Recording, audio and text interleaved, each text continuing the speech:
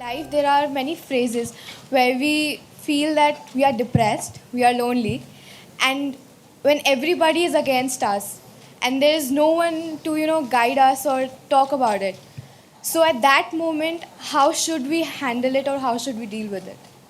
See, this is an unfortunate condition that a whole lot of human beings are in their experience. In their personal experience, life is like me versus the universe. Being in competition with the universe is a stupid thing to do. That's not a competition you must get into. Hello? Me versus the universe is a bad competition to get into. Would you also agree with me? So, this is why yoga does not mean twisting and turning your body. The word yoga means union. Right now it's me versus the universe. This is just your psychological condition. This is not the reality. Even when you feel utterly lonely, are you still breathing? So you're transacting with the world, isn't it? Yes? You only can't get along with the people around you, but the atmosphere is okay with you, food is okay if it tastes good, water is okay. You have transaction with the world, isn't it? Your existence is constantly an engagement with the universe, but your mind becomes against the universe.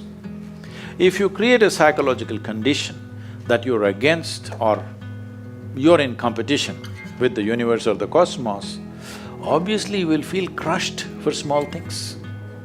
Little things will crush you. When I say little things, maybe you failed your examination, maybe you got thrown out of this university, maybe you got fired from a job, maybe somebody ditched you, maybe something else like this happened.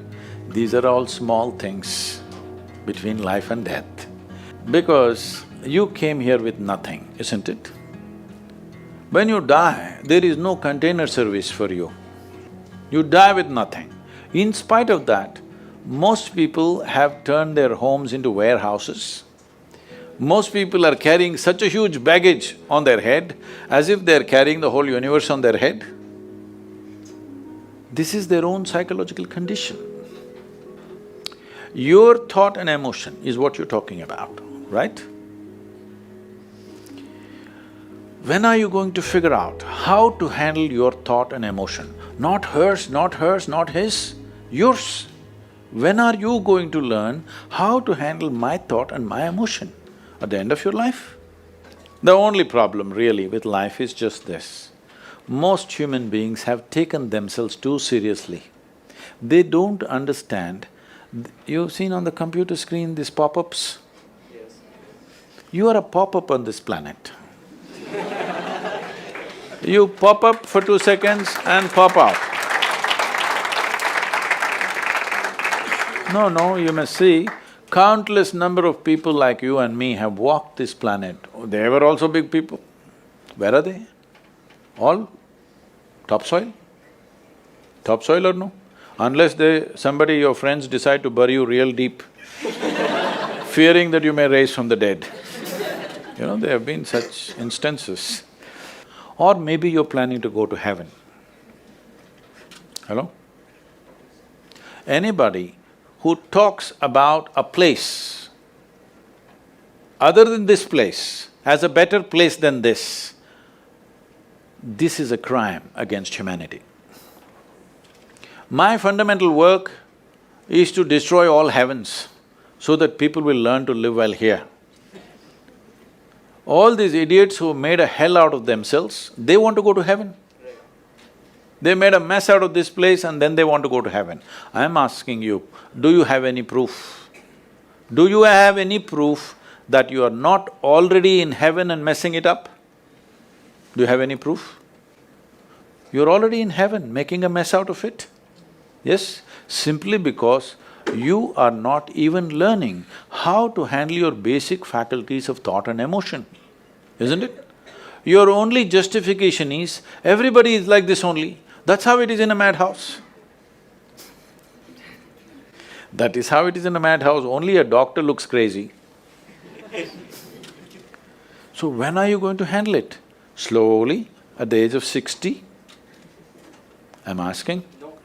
When will you learn how to handle my thought, how to handle my emotion, how to handle my body, how to handle my chemistry? When are you going to figure this? At the end of your life? Because this culture has grown. When to do spirituality means when you're 70, when you're no good for anything else.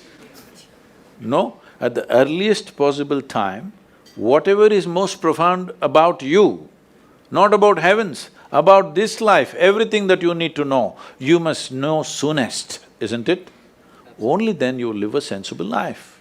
Your problems, you must fix them, isn't it? These are not problems. I want you to understand, you are not suffering your life. You're only suffering two fantastic faculties that only… It's a privilege of being human that we have these two fantastic faculties. One is, we have a vivid sense of memory. This is because of this memory our life is so rich, unlike any other creature.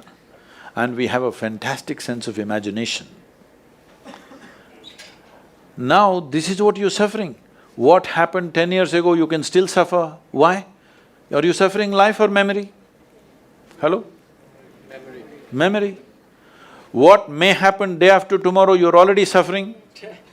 Are you suffering life or imagination? Two most fantastic faculties you have, you're suffering. So what are you asking for? You want to become once again an earthworm. An earthworm is a very eco-friendly creature, I have nothing against it. But it took millions of years of evolution to get you this size of brain, and now you're suffering it. If we take away half your brain, of course you will sit there without any anxiety, without any suffering, peacefully. What we need is, we need to remove your brain, because you're suffering your own intelligence. Yes or no? Yes. Because we gave you a very complex machine, you have not bothered to read even the user's manual. You want to just blunder around. No, young people, it's time you figure out a few things about you. If you don't know how, we will give you tools, how to figure this machine out. Because in your life, many issues will come. More issues come up in your life means you're living a more active life. Nothing came up means you're not living. Yes? Lots of issues every day. This one thing you must fix, that is, in your life, you are not the issue, okay? Whatever the issue, we'll do our best, but this should not be the issue.